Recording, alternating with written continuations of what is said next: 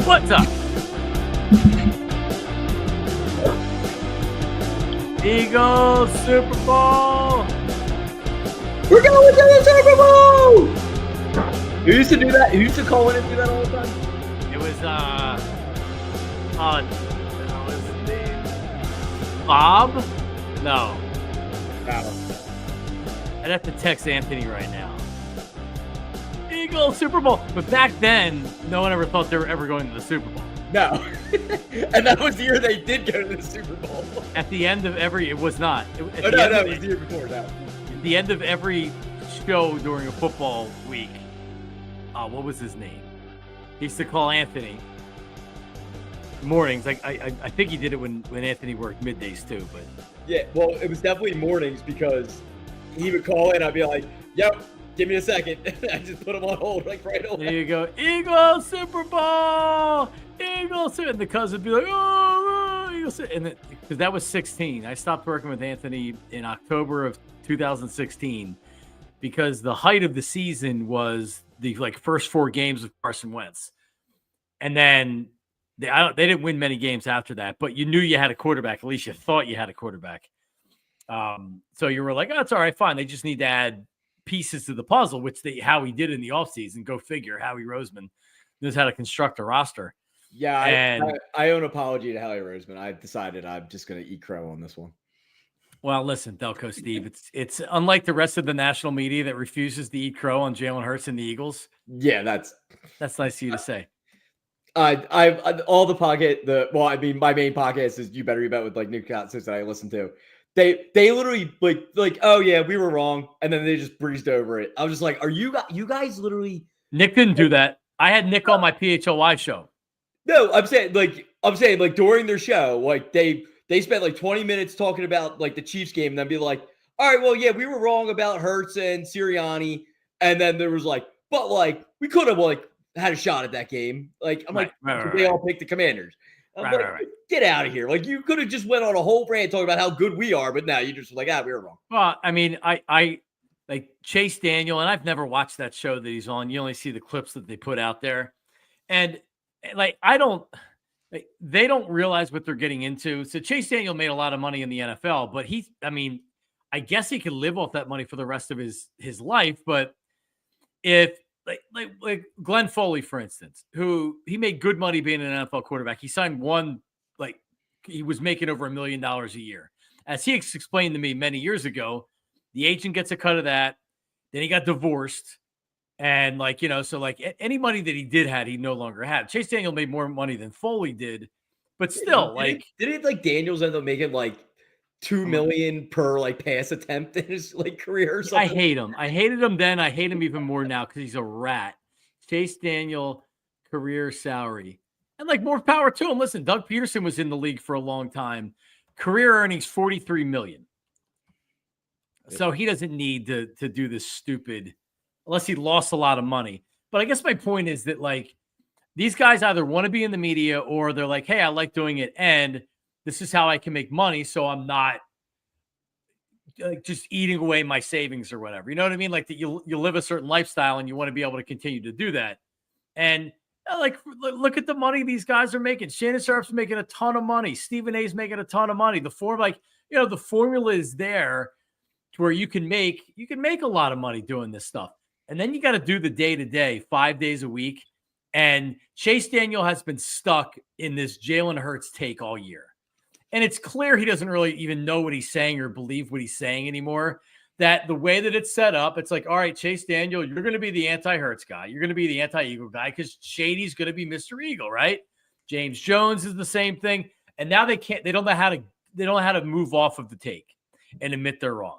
Nick Wright does a good job where he'll be like, oh, no, now I'm rooting for the Eagles. Or, oh, the Eagles are going to the Super Bowl. And it's hang on a second. You can't go from they're not making the playoffs. Now you're saying they're going to go to the Super Bowl. The minute they lose, you're going to jump on them and crush. Right at the beginning. When I said they shouldn't have signed Saquon and yada, yada, yada, yada, my money could have went somewhere else. He's good at pivoting. Chase Daniel has no idea what he's doing, and he sucks on the air. It's one thing to have this non-belief in Jalen Hurts. And you know what? There are a lot of people that didn't necessarily believe in Jalen Hurts. I don't care about that. But the backpedaling and oh, well, I wasn't against Jalen Hurts. I just said, I don't like he's a winner. I never criticized him for being a winner. No, bullshit. Everybody knows what you guys did. You have a take. You have to have a take every day. It sucks. It sucks. I'll tell you what, Delco Steve, if I was still working afternoons on WIP, guess what I would have been saying this season? What's that? I would have been saying Jalen Hurts isn't throwing the ball well enough. Like Jalen Hurts is going to end up killing him in the end. Jalen Hurts isn't going to be able to, he's not good enough. He's not throwing the ball well enough. He's going to lose it in a big game because that's what my role would have been. Because I can't agree with everybody the entire time, and I can't let Jack just have the difficult take, right? So that's let him do it. and I'm just telling you, and I'm being honest. Like that's what I would have had to do for a majority of this year. You think, and I don't listen to WIP Morning Show, but Joe DeCamber is apparently I don't think Jalen Hurts is good enough guy. You think he really believes that? You think he really cares to have to come out and be the guy that doesn't believe Hurts? But it's what stirs the show, and that's what these shows have to do, and that's all Chase Daniel and James Jones is doing. They're the newbies. You have these executives at Fox Sports and FS1 that are saying this is what you need to do. If you want to do this for a living, you need to come on, you need to have a take, and you need to argue back and forth. That's what these stupid shows do. All right? So, F you, Chase Daniel, and everybody else that's out there. F you.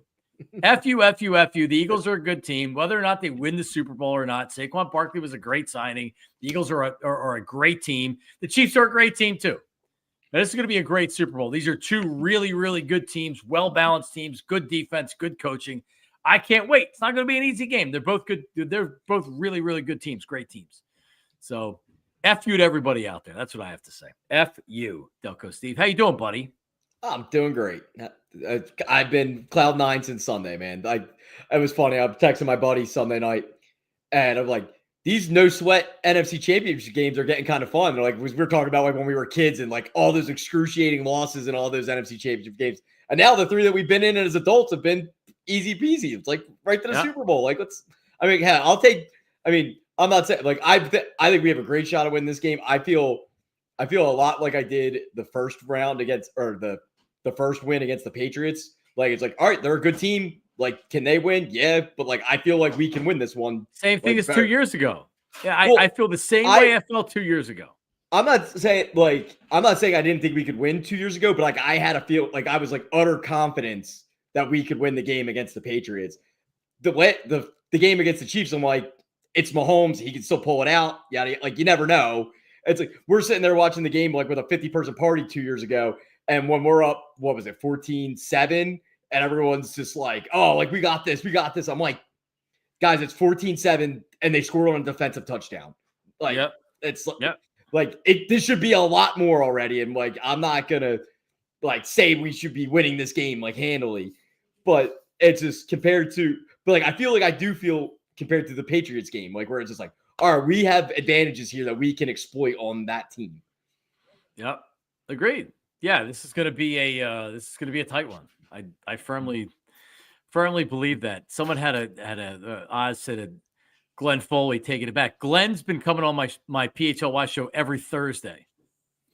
Really the last 4 or 5 weeks. So I'm going to keep doing it because Foley's awesome. You mentioned Nick Costos. Nick was on with me on Tuesday. I think I brought him on. Oh man, he's the best. And I saw the tweet. He tweeted out Howie Roseman's the best GM in sports. Yep. So I let him right into it because it's weird. Cowboys fans now want the Eagles to win to spite their ownership because because the Cowboys are a bit, they're a radio bit. Yep. And their fans are so fed up and they look at the Eagles and they're you know what? F this. I hope the Eagles win. Maybe it'll make Jerry Jones change. It won't. But same thing with the Giants and Costos. Costos hates the Giants organization. Yep. And he's loving the fact that Saquon shoved it up their ass. And he had the season that they had. And he looks at it and says, that's the phrase. It hurts to say this. I want that to be my franchise. The Eagles have the franchise that other teams, other fans want to emulate. So are the Chiefs. So, it's weird. You take out, this is going to sound kind of stupid when I say you take out the Patriots and you take out the Chiefs. What organization would you rather, would you want to be since the turn of the century? It's probably the Eagles. Yeah, I mean, It's three Super Bowl appearances in the last 8 years. we're all like they're always in the mix. There's rarely a season. There's like what? There's maybe 3 seasons in total that When they just when they're bad, they get good right away. Yep. And even during like Chip Kelly, they made the playoffs. Andy, obviously, they were perennial playoff teams. Like there hasn't been a bad stretch where you had 3-4 seasons in a row, like a lot of these teams, where it's like, can you imagine being the Giants as bad as they've been, or being the Browns, or being any of those teams? Nope. Could you imagine? I mean, the Eagles aren't anywhere close to that. I mean, I think about like the Super Bowl we won. It's like I said I would trade a decade of sucking to win this Super Bowl right now. A year later, like I was like, nope, never mind. I take it back. I want to win again. Yes, I regret ever saying that. Like I will never say that again for the Eagles. I might say it for the Flyers, but because it's okay. You just lie. I always got a kick out of when there was talk of Andy Reid leaving Philly, of like, oh, wait, be careful what you wish for. Like you could be the Browns, like or you could be the Patriots, or you could be teams that win. Why does the contrary have to be the worst case scenario? Right. When you move on from a coach like Doug Peterson, won a Super Bowl, went back to the playoffs, and then they fired him because they realized, like, you know what, this ain't going to work. Jeffrey Lurie was right. It was the right move to get rid of him. And it seemed like that they would have done that with Sirianni if it would have been another bad season this year. It wasn't. But hold on, I wanted to see, because Ray J says he's not the best in the NFL, let alone other sports. I mean, do you want me to take this one? I despised Howie for years and years and years. It's like, but like to me, I like this, like how he said at the top of the show. I feel like I have to eat crow on this one because I feel like he's learned so much over the years. It's like back in the day with all the draft problems and all this, and then you got Joe Douglas, and then the draft improved. Well, those guys aren't there anymore, and you don't hear about those guys. It's like, did he finally like wisen up to like stop taking like the Darnell Humphreys? It's like, and take the guys from Georgia and Alabama. Like, but it's like, but isn't that what good people do? Is they change? Exactly. So that's where I'm saying, like, I'm not ever just gonna say like I'm gonna be like his biggest fan or whatever. But like, I need to take back a lot of the things I've said about him over the years, because it's like not many people get to 2 Super Bowls in 3 years and let alone like have these chances. So it's like, hey, if I'm wrong and that means my team wins, I'll take that every day of the freaking week. If like so Ray J saying, what about Brett Veach, the GM of the Chiefs? He doesn't have final say. Like, I'm not telling you that Andy Reid's telling him everything to do and he's not good, but isn't Andy the person that's in charge of that organization? He didn't draft, like, what wasn't Mahomes before Veach was the GM? I don't. Let me see. And you think it was Veach's idea to trade up and to take him, or was that Andy Reid? Like, I mean, we have the same birthday, Brett Veach. I didn't know that. So he was the GM in 2017. He was the GM. When was Mahomes drafted? Before that, this is his 8th season. So yeah, it would have had to be before that. Let me see. Let's see. Pat Mahomes drafted in 2017. So at the first pick in the 2017 draft, I don't know when Veach took over. It could have been after the draft. It was probably his first draft class. Regardless, their defense is amazing. They've drafted very well on defense. Like, what about their offense? What do you think of their offense there, Ray J? Their offensive line is it's good, not great. Oh, they've been piecemealing that offensive line for years now. Wide receivers blow. Kareem Hunt gets the most. Pacheco's a good draft pick. Don't get me wrong. In the 7th round, I love Isaiah Pacheco. He's good. There's no doubt about it. I mean, I guess the point is that we're having the conversation: is Howie Roseman the best GM or not? Right? Like, it's not Howie Roseman's overrated or whatever. He has adapted and learned from his shortfalls. Right? Like you had said, it's the perfect example, Steve. Overthinking it and reaching on a player instead of saying, you know what? These guys on Georgia are really good, so I'm going to draft all of them. I'm going to draft players from Alabama as opposed to drafting these reaches. Jalen Reagor from TCU. Total reach, totally outthinking yourself. And now you look at him, and Quinyon Mitchell was from Toledo. He didn't take the obvious pick right there because. Yep. So Howie isn't he doesn't have the eye for talent. Ike used to say this to me all the time, and I agree with him. Howie's not the one. I mean, I'm not telling you he's not watching film or anything like that, but like he trusts his staff. And then obviously he has the final call, but the owner's involved in it. All of his front office is involved in it, and they're coming to a consensus. And then Howie's making the final call. It's working, man. I mean, like Howie's best at wheeling and dealing, free agents, and knowing value and how to squeeze the most value out of players and trades and things like that. Because like for the criticism that the Eagles took for giving Saquon Barkley the contract because, you don't give running backs contracts, what are you doing? They saw real value in Saquon Barkley, and the dude just ran for 2,000 freaking yards. It had a 60-yard run on the first play of the NFC Championship game. I mean, Jesus Christ, Delco Steve. We're watching maybe the best individual season of an Eagles player ever. Outside of Reggie White when he had 21 and a half sacks on offense. I'll just say this is the best season. Trump's T.O., doesn't he? I mean, they're in the friggin' Super Bowl. He hasn't missed a game. Definitely Trump's T.O. I mean, well, we made the Super Bowl T.O.'s first year too, right? Just 2004 was T.O.'s first year they made the Super Bowl. He also missed. They were the best team in football at least the NFC that year before he got hurt. But I mean, and he was amazing too. Saquon's had. So I guess my point is that there's similar, like they had similar effects on the teams when they joined the team. Right. For sure. Yeah, no, like instantly made them different. Everybody looked different around them too. But Howie recognized like, hey, I could wait around and see, Saquon doesn't have a big market. Let me try to slide in at the last minute. He was aggressive and came out and he gave him a legit contract. And it's a legit contract for running backs. I say this all the time. It's essentially the same contract that Gabe Davis got from Jacksonville. You think about that. Saquon Barkley's impact on the Eagles. He's getting paid less than Gabe Davis. Gabe Davis makes more money.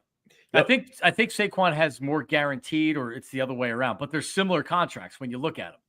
These teams will give garbage wide receivers more money than Saquon Barkley makes because they're running backs. We could play running backs like that. Yeah, you can. If you need a running back and you're a good team, got it. So like that's like Marquez Valdez-Scantling got 3 years, $30 million from the Chiefs like 5 years ago. Right. Like all the Patriots signings, like Hunter Henry got similar money. Stevenson got, like, if you add up a couple of crappy wide receivers, tight ends, and running backs that Patriots signed, it's like double the amount of money that Saquon Barkley got. It's unbelievable. It is. It's unbelievable. So listen, if you want to sit here and argue that Howie Roseman's not the best GM in football or in sports, I don't know why you're arguing it this week if you're an Eagles fan.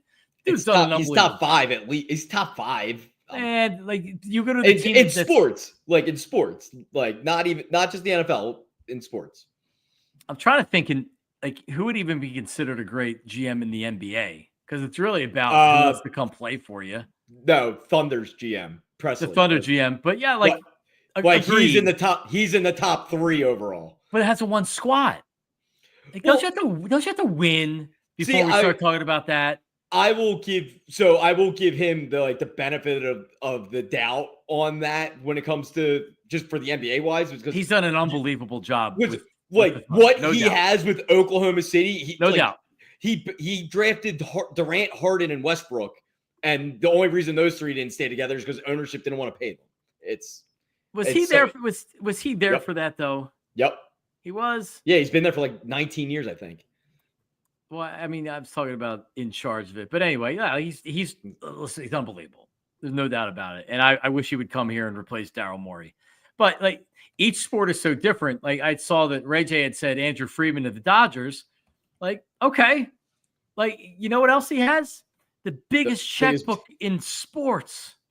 Yep. Hal Steinbrenner of the Yankees came out and was complaining that they can't compete with the Dodgers. Can you imagine the Yankees saying that out loud? We can't compete with the money they're spending. So, yeah, when you can sign Ohtani, is that because he's a great GM? Part of it is what they built. I got it. Great farm system. Always has great farm system year after year, the Dodgers. I agree with you with Freeman. He's a fantastic executive. Guess what? Howie's on a path for the Hall of Fame, brother. They keep doing this. Presti's been the GM since 2007. Okay, so that's before. It's got to be right around Durant. I was a freshman in high school at that point. Because he's 36. He was drafted in 2007. I mean, OKC.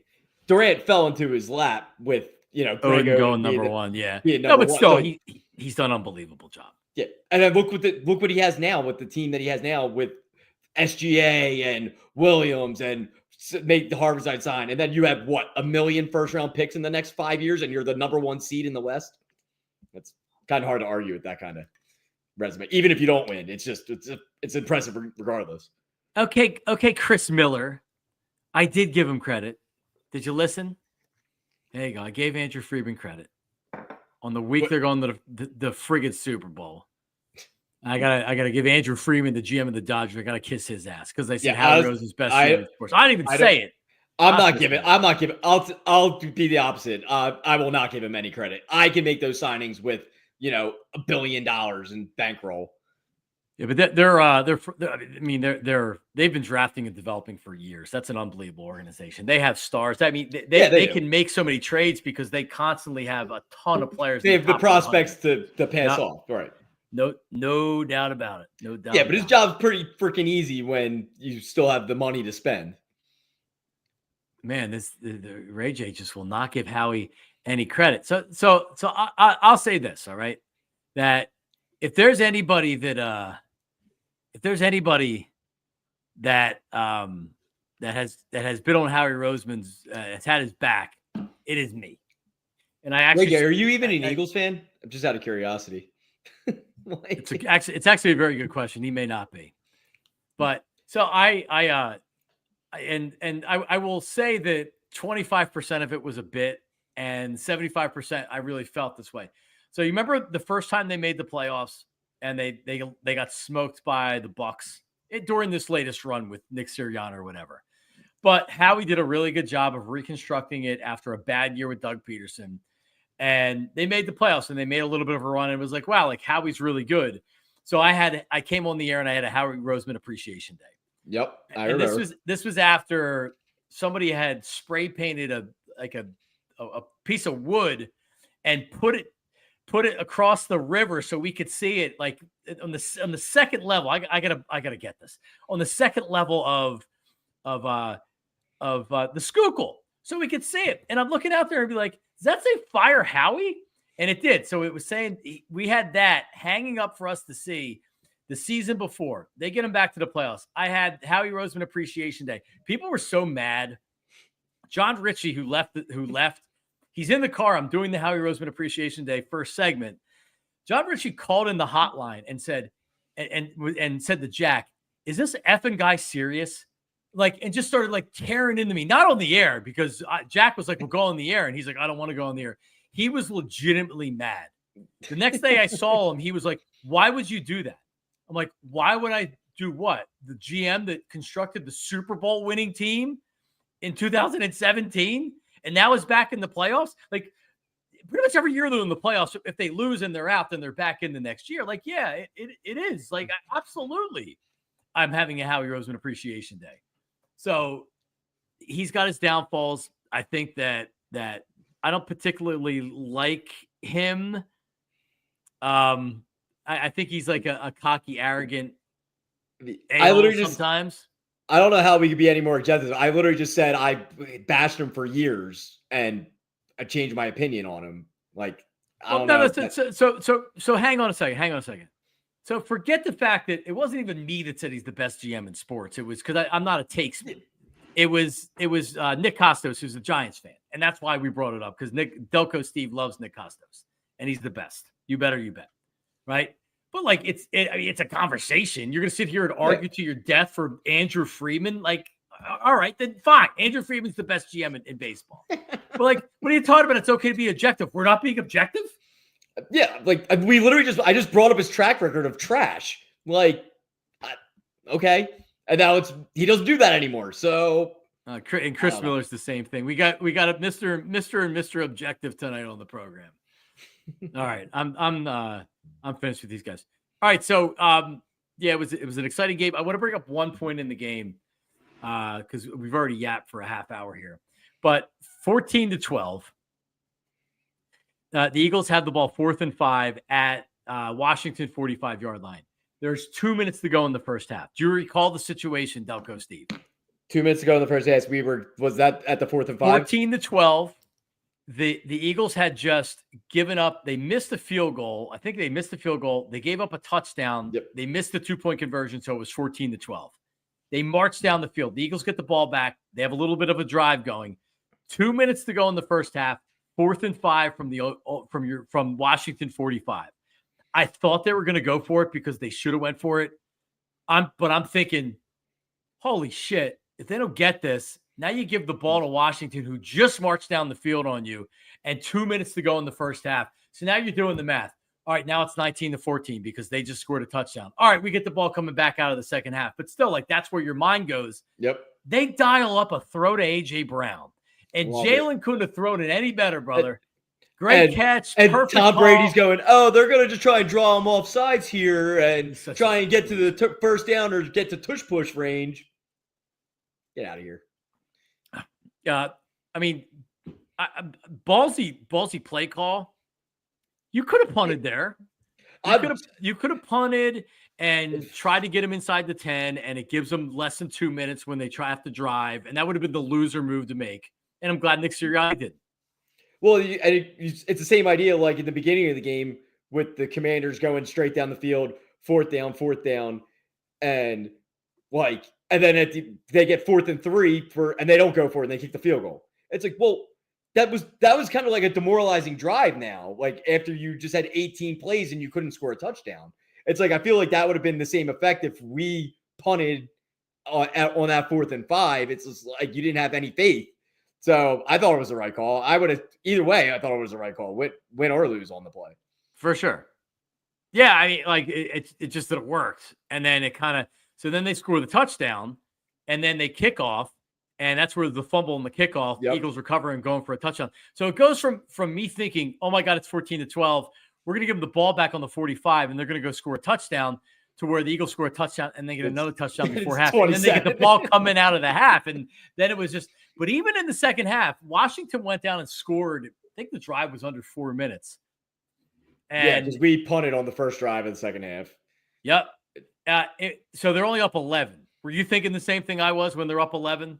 I'm still, and my wife is the same thing as me. She's just like, oh, I'm like, yep, it's 11 points. I don't like this at all.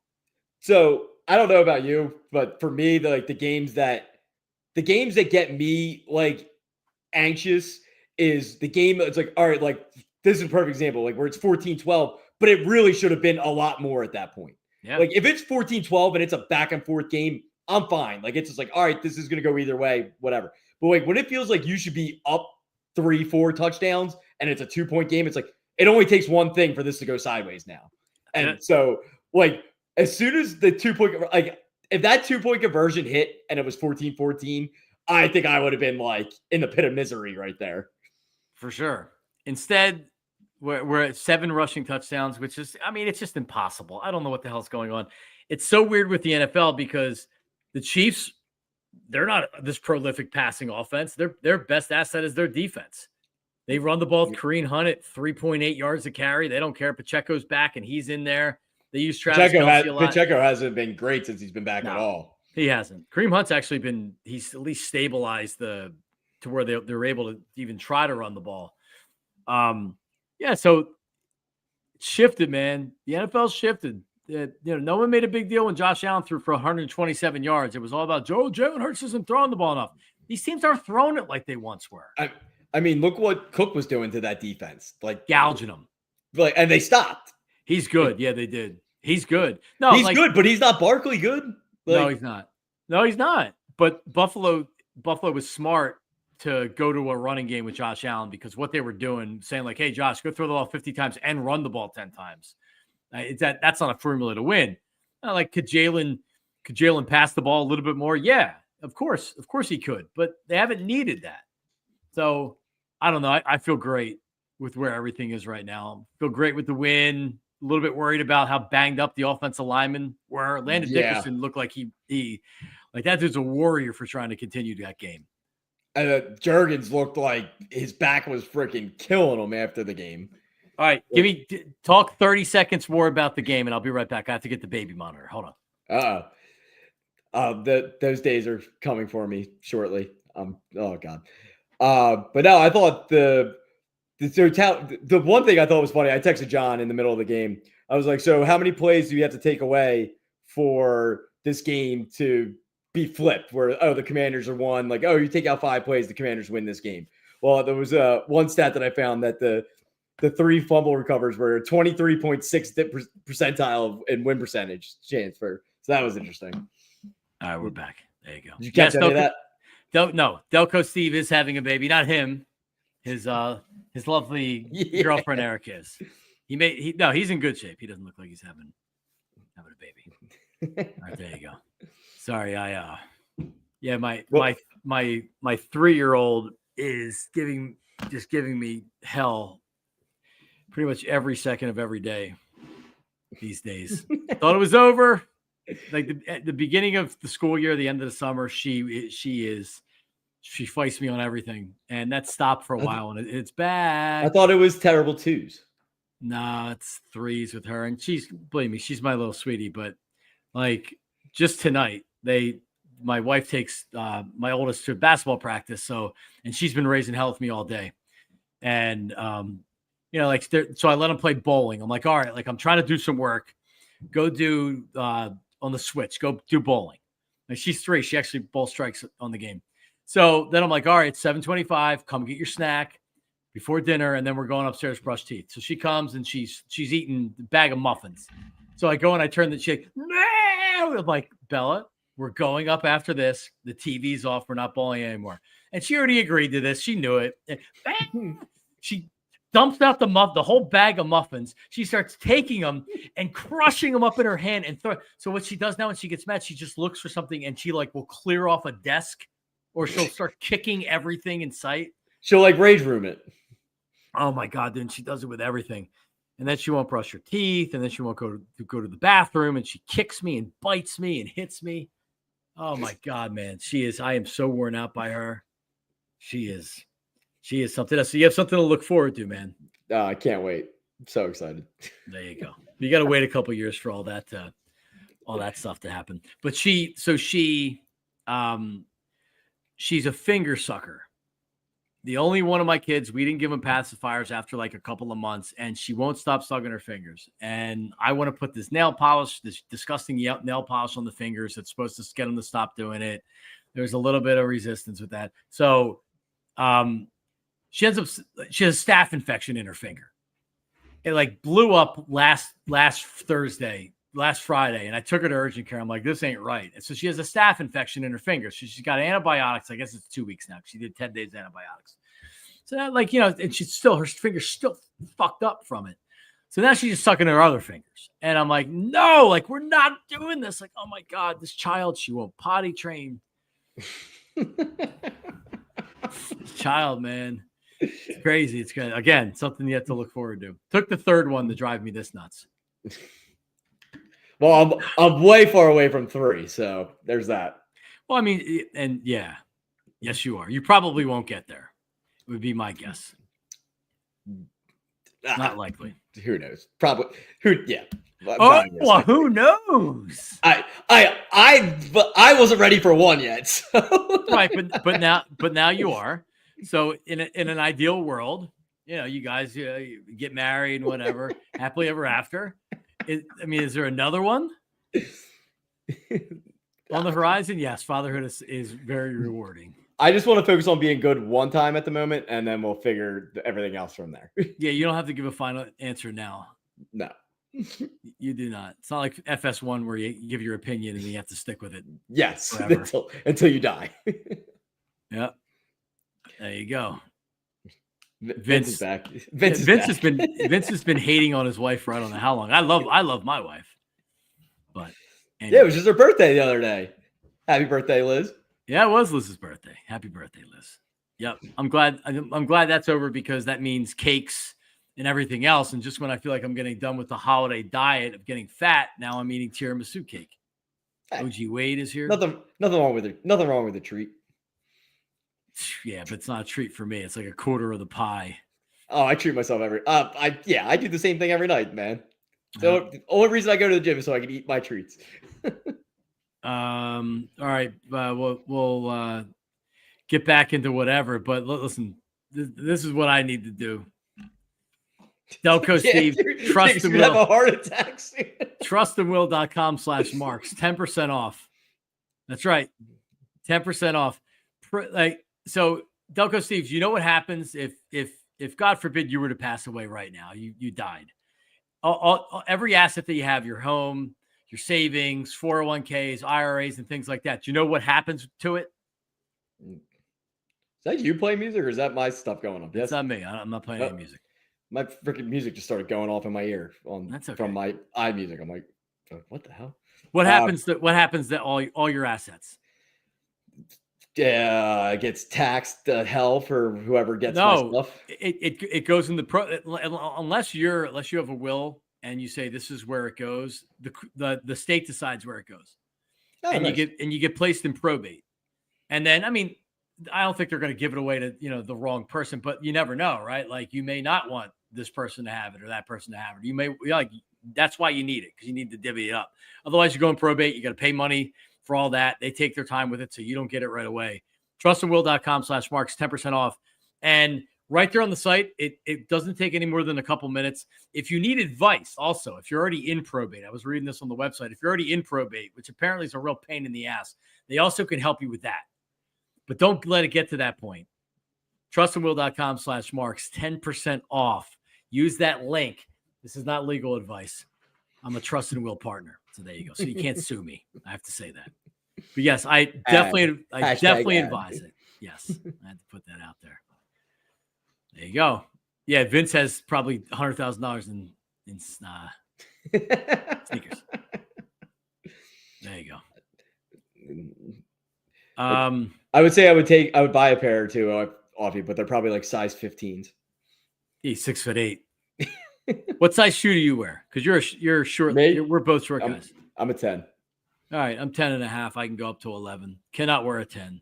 Yeah, if anything, I go to 9.5 for certain things. Did we play the guy, the host that was going nuts about the Cowboys last week, where he was calling it a bit? He was calling the Cowboys a bit. Yeah, we did. So Jerry Jones, they had Brian Schottenheimer, so they hired Brian Schottenheimer, and Jerry Jones. I can't believe it.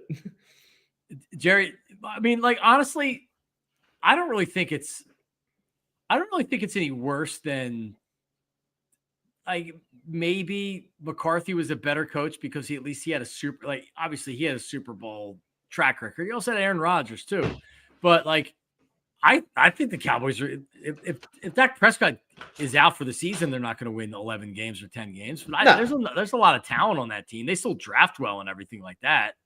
So, I mean, I don't know. I still think, like, is Schottenheimer going to be terrible? I mean, I don't think so. I don't know. I think he's going to be like everybody else they hire. I mean, if he's going to be the one play calling now, this doesn't make any sense to me. You have him on your staff. He's not the play caller. And you let McCarthy go, and then you hire the guy who wasn't the play caller. Like, but whatever. It's like he's never had an offense that he's been a part of that's been ranked like above 20th. Like, whether he's been the offensive coordinator or the quarterback's coach, it's like they're all like stagnant offenses. Like, so I don't understand what you're bringing him in to do. It's just, I don't know. It's like they think him in. They think they know. Well, I mean, they think they know. I mean, I'm not telling you it's a good hire, right? But I don't really think it matters unless you're going to go out there and you're going to actually hire a real coach. Then all these hires that they have are about the same thing. You know what I mean? Like, I think they would have been better off like hiring like a Pete Carroll type guy that just get in there, right the ship kind of thing and can potentially move that team into like a higher like stratosphere. Where like I feel like Pete Carroll's wasted on like the Raiders. He's not getting them anywhere. Like, could they get them an extra few wins? Probably, but like I don't think he's getting them to playoffs or something like that. Not without different players. Tom Brady, who's the lead analyst on Fox, that's also like now running football operations in Las Vegas, which is insane to think that they would think that's okay. And I'm not even like the NFL, of course, but like Fox, he can't do half his job. But see, like, I don't care about him going to practices. I don't care about any of that. it would make him a better analyst, sure.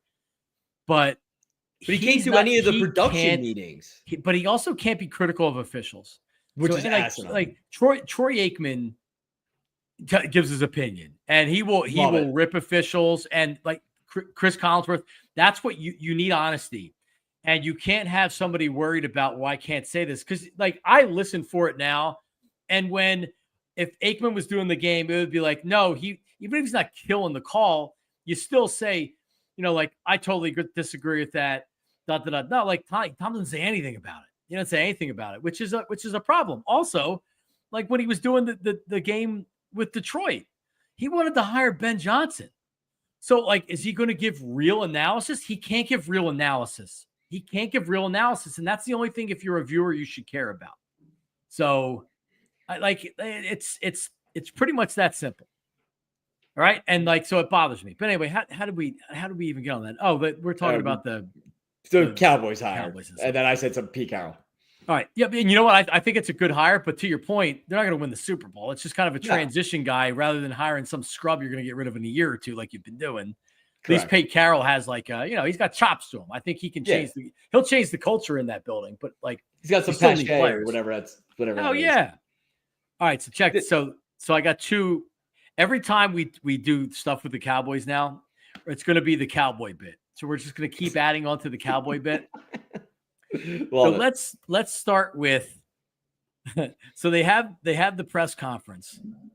And it's Stephen Jones, Brian Schottenheimer, and Jerry Jones. And they make the announcements, and you'll hear Schottenheimer get like a hearty round of applause. And then they announce Stephen Jones. And here's how it sounded. Our new Dallas Cowboys head coach, Brian Schottenheimer. That's hearty. Compared to this. And Chief Operating Officer, Executive Vice President of Player Personnel, and co-owner Stephen Jones. Brian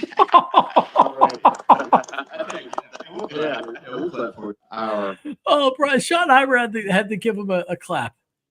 Could you imagine? Let's see if I can do it. All right. Oh Lord. Oh my God. So then after the press conference, Jerry should have just handed him his glasses right there to wipe them off for him. If you want to know his role with the Cowboys, I think you know it right now. Where is it? Right here? No. All right. So Jerry Jones, here's what he's asked. He's asked, like, Cowboys fans aren't happy. How does it feel knowing the Cowboys fans aren't happy? Here's what Jerry had to say. Like I said, to go right here to do it. Here it is. There's a very low percentage of this that is smiles and glory holes. Very low percentage. There's a very low percentage of this that is smiles and glory holes. Very low percentage. I just learned what this actually means. Yeah, so he's not being perverted and talking about like the glory hole that you may be thinking that you've seen online. It's the only one I've with a wall, right? This week. He's been saying this for years. A glory hole, in his terms, I don't even think he knows what he's saying is looked at as being perverted. A glory hole, from his terms, is when you strike oil. He's an oil tycoon. So that's a glory hole. So when you're a millionaire, billionaire, and like that's the glory hole for him, is striking the oil. Yeah, he doesn't need to go find the other one. I don't know. Whatever. So that's the Cowboys bit of the week. And yeah, it's pretty incredible. Pretty incredible. What else did I have here? Did you see that kid that climbed the pole died? I heard this morning, yeah.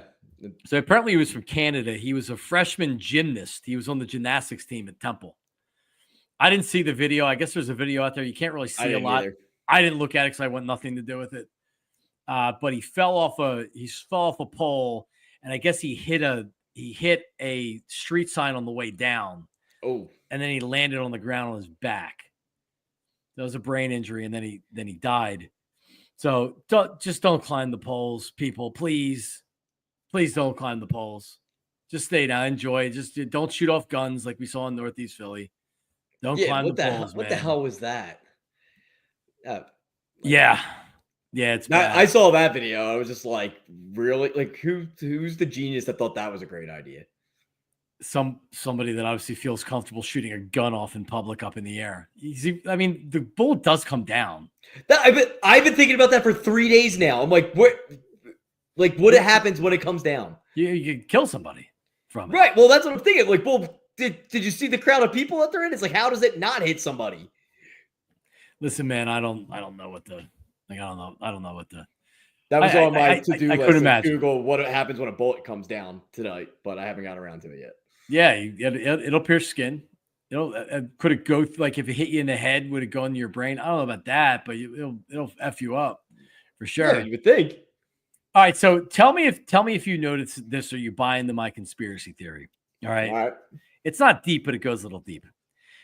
And I didn't watch the pregame show, so I don't know if they talked about it in the pregame, but still, one of the storylines of the game was that Josh Harris is now the new owner of the Commanders. And like, let's face it, Washington has been stuck in hell because of Daniel Snyder for how many years? For like 20 years, 30 years. He's the worst owner in sports. He's toxic. All the shit that happened in the organization. 98, I think he bought it. So, all right, almost 30 years, right? So, like, yeah, and Josh Harris comes in, he buys it, he saves the franchise. They're getting a new stadium in D.C. They're in the NFC Championship game. It's not even mentioned. And, like, there's an obvious connection. He owns the 76ers.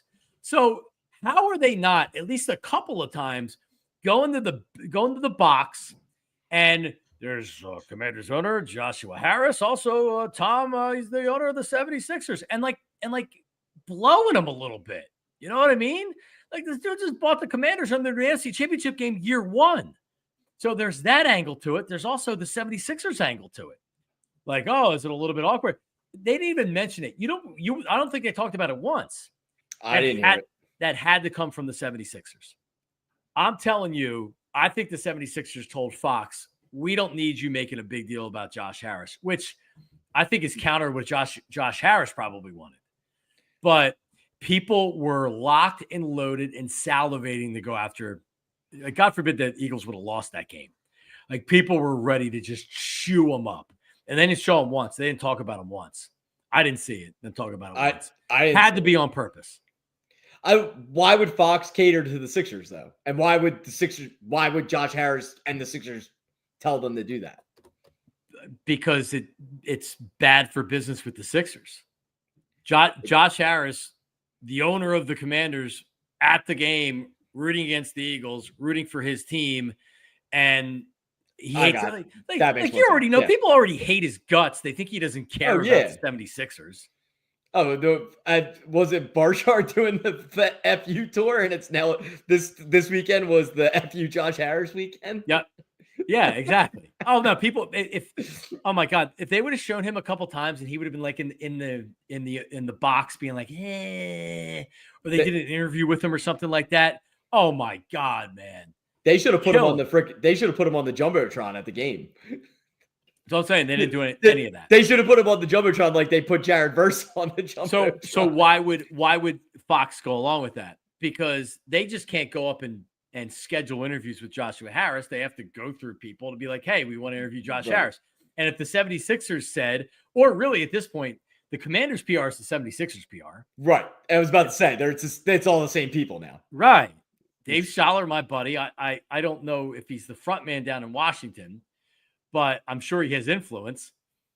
If they tell Fox, listen, we appreciate it. We're going to pass because of the 76ers, and the Sixers aren't doing well this year, and Joel Embiid and everything. We think we're going to pass. There's no freaking way that they wouldn't have showed him or talked about it at all. So I don't know. I mean, I haven't heard anybody talking about that. There's no doubt. They show like just about every owner in those games. Like, like every year. Yeah, Jeffrey Lurie, as some people are pointing out, looking to buy the Celtics, buy the Sixers. Can't we do a Josh Harris? He gets the Celtics. Lurie gets the 76ers, and we're all happy. That would be fantastic. It sure would be. Well, isn't he? Lurie's from Boston, isn't he? He is. He's from New England. Correct. Because he got outbid by Kraft for the Patriots. Correct. He tried to buy the Patriots before he bought the Eagles. That's what he tried to buy. Is Jeffrey Lurie the best owner in sports? Well, how about this, Ray J? I think he's up there. Is Jeffrey Lurie an A owner? Is he a great owner? Is he the best owner in town? Is he the best owner this city has seen in modern times? Best owner in my lifetime. Right. I love John Middleton and I love the Phillies organization. It feels like family to me, right? They've won a World Series. They've been back to the playoffs the last couple of years. They spend a lot of money. I think the Phillies are a really good organization, a really successful organization, right? Eagles are better. Eagles are the better organization. They have been ahead of every curve from the early salary cap days where the Eagles were the first team that said, hey, we can manipulate the salary cap. This is bogus, to what they did the Super Bowl year with analytics and going for it a lot on fourth down. That wasn't Doug Peterson's idea, folks. That was the Eagles saying, no, this is what we want to do, and this is when we're going to do it. But they just they are a well-run top organization in football, or the best organization. And you're going to argue this team, or they're going to argue that team, whatever. They're a top organization. They're a top organization in football. So Jeffrey Lurie, yes, Jeffrey Lurie is an A owner. Like we said at the top of the show, there's not many fan bases that wouldn't take what we have, except for maybe the Chiefs and the Patriots since 2000. Yep. No, for is he the best? Ravens would be up. The only other team I can even think about putting in there is Ravens. Not the Patriots anymore because they've fallen off big time since Brady left. Ravens, Steve Bisciotti, who's a Philly guy, by the way. But I agree with you. They'd be one of the first ones that I would think of. The Chiefs, because they could win 3 straight and they've won 2. But was that a good organization before Andy Reid came and they got Pat Mahomes? No, no. Well, they were when Andy they were went good. There, they were good when Andy went there. That they were okay-ish, and then when Andy went there, that took them to another level. And then when they got Mahomes, obviously that goes to the next level. Right. Because think about the team, the team with Alex Smith. The last year with Alex Smith, they probably should have went deeper, and Alex Smith choked. Yeah. No, you're right. No, that was a really good hire by Kansas City. They wasted no time in hiring him, and look what it did for that franchise, man, because they weren't winning crap before. So yeah, Jeffrey Lurie is a great owner. So you can argue whether he's the best owner or not. Go say it's not Hal Steinbrenner anymore, that's for sure. And the Yankees. What else did we have here? All right, so the Flyers are playing right now.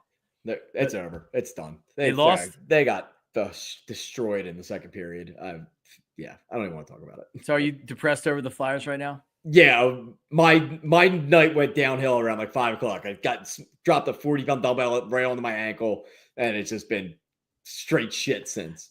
What exercise were you doing with the dumbbell? I was doing a row, and I started talking to someone. I went to drop it, wasn't paying attention, and it bounced straight into my ankle. Delco Steve. That's a meathead move to make. 100%. So I can see you doing it. Yeah. What did you think of the 76ers snubbing the Eagles by not tweeting out congratulations? And it was clear all the other teams did it. They tweeted stuff out in support of the Eagles. You could have even had a wiseacre tweet knowing that the Sixers are owned by the owner of the Commanders. Yeah. I feel like you just steer into the skid. You just steer into the skid at that point. Yeah. It's I'm not the clever person that comes up with stuff like that, but I feel like you definitely could have did something I guess we're happy for the Sixers or for the Eagles or something like that. I don't know. Right. Exactly. Yeah. I don't know. There's some way you can do it where you're showing respect to the team in the city, you idiot. And then what? Last night, half the team is out there ringing the bell. Yeah. Exactly. Yeah. No. Exactly. And then they have everybody out there. Did you see LeBron? He stopped short of Cooper DeJean. He was dapping everybody up. He saw AJ. He makes AJ look like a little twerp too, because Bron's so damn big. Yeah, he daps up 6'9". AJ. Right, and AJ's 6'1", so he's not. Yeah, it's not like he's a small dude. Right, and I don't know if he didn't know who Cooper DeJean was, or because he knows who AJ is. He may not have known who Devontae was. You know what I mean? Devontae's the best dressed man in sports. He has to know who Devontae is. Maybe he does. All right, maybe he does, but still, like he's Was not. he like wasn't he like the GQ Sportsman of the Year at one But point? I guess my point is that AJ Brown's recognizable. I don't know Yes. if Devontae to a football and LeBron's a big NFL fan, so maybe he does. But like I don't know what Jalen Waddle looks like. If Jalen Waddle walked into a room, I probably wouldn't know it was Jalen Waddle, right? Like, so I don't know if he knows who he sure as hell didn't know who Cooper DeJean was. If he did know who he was, he probably would be like, "Oh, dude," because he like if you watch Eagles game, man. DeJean can play. Like he is. He's a dog. He's man. legit, dude. He is, man. I love him. He's good. He is awesome. Did you see him riding the Zamboni the other night? I did. You look like a little kid. Like, I don't know what I'm doing here. Bro, this dude comes from he played at Iowa, right? Yeah. DeJean played at Iowa. He's playing for Kirk Ferentz in Iowa. And he's like, he must hate that motherfucker. You know what I mean? He was the entire offense as the punt returner. And he gets drafted by the Eagles. And now he's in the Super Bowl as a rookie. He's like on his birthday. Yeah, exactly. He's like he's going to Chickies and Pete's and doing player shows, and he's all around town. And he's like, oh my God, it's like being a rock star. That's like the closest thing to being a rock star at a concert is being an Eagle player, especially right now. And he got drafted into it, man. I love him. He's awesome. He's the best. I love the exciting whites. Oh man, gotta love the exciting whites. It's about time we get some white players that can play a little bit. Rather than fat offensive linemen. You know what I mean? Like skill level guys that can play. We get a white wide receiver in here. It'd be something. Not named Riley Cooper. Not Riley Cooper. Definitely not Riley Cooper. So your Flyers raised season ticket prices. Did they really? Steve. So I think a lot of logical people defended them because it was like $5 a game for the 200 level. For the top nosebleeds, it was $3 per game. And then down by the ice against the boards, it's like $50 a game. They raised it $50 a game. That's insane. Something like that. Yeah, but like most of the season ticket holders aren't down there. They're just like ticket brokers that are trying to sell them. But anyway, it's the first time they've raised prices in 6 years. So they're anticipating next year is going to be a big year. Hey, you want them to finish strong. You don't want them. You don't want them falling apart. But the fact you have Mitchkoff, you actually give them something to come and see again. So, but yeah, first time in 6 years they've raised season ticket prices. I feel like that can't be true, but at the same time, whatever. What do you mean? It's not true. I do, because I just tried to think about like we gave up our tickets the year before we drafted Mitchkoff, and there was definitely, and that was 2 years ago. It's like there was definitely points where our prices weren't the same as they were the year before. I mean, you can argue with the people all the writers that said it, because I sure as hell don't know I don't know. I don't know for a fact. I wasn't the one paying the account, so just thinking off the top of my head, I have no idea. Were you guys not going to enough games, or they just were so bad that you're like, no, I'm out? Well, no. So originally, we got them like when I was in college-ish. Right. And we originally split them with two other guys. The one guy took all the weekend games. The other guy took like 10 games. My dad and I had like 20 games. So if my dad and I went to 10, he went to 5 with my mom, I went to 5 with my buddy. Like it wasn't like overkill. Well, that was when they were good. And then we could sell the tickets if we needed to. Like we couldn't go. It was fine. Like we were able to sell them for what we paid for them. Okay. Well, fast forward to when they suck. Well, no one wants to pay $100 for a ticket when you could go online and get them for $6. So we were like, all right, well, we're just going then. And it's like, all right, then they have a 5-game homestand and you're living down there for like a week and a half and you're down there every other night. It just got to the point where it was like I just want to sit on my couch and watch the game. Yeah, it's a lot, man. It's like I'm like, oh, they have 7 games in a row at home. It's like, cool. I'll be down there for 2 weeks straight and not get anything else done in my life. Like, love them. I love going to the games, but like, it's also fun watching it on TV and getting that interaction. Yeah, I don't know. I can't imagine me going to a game like anytime. My accountant actually went down to the Lakers game the other night, and I'm like, because she called me. And I'm like, I can't talk right now. She's like, oh, well, I'm headed down to the Lakers game. I'm like, oh my God, like it's taking you 90 minutes to drive all the way down there at that time from up here. Right. So anyway, yeah, I'm having to this is weird as we end the show tonight. There's there's a couple of pains in the asses in here tonight, which we don't normally get. Everybody is normally very well behaved and get along. But yeah, we really have the combative night. And we're going to a freaking Super Bowl and we get a combative night. Like, yeah, what is this? Does it mean that there's more people that are watching now than before, and you're getting some of the, some new people that are tuning in? Maybe. All right. Well, one more time.